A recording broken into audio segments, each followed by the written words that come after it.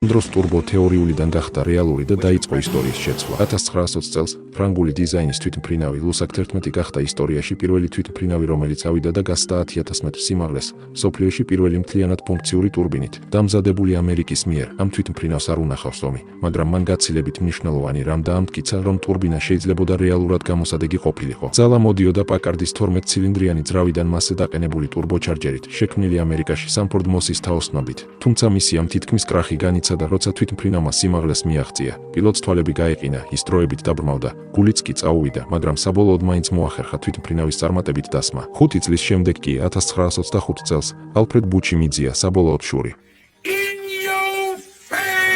ტურბინები უკვე ყენდებოდა უზარმაზარ საზღვაო ძრავებზე. მისი დიზაინი სწრაფად გავრცელდა ხომალდებში, მატარებლებში, სამრეწველო ძრავებში. ტურბომ დატოვა ნახაზები და რეალურ სამყაროში შემოვიდა. შემდეგ კი დაიწყო მეორე მსოფლიო ომი, გარდამტეხი მომენტი, როცა ტურბო აუცილებელი გახდა. მესამე ნაწილის სანახავად გამოიწერეთ არხი.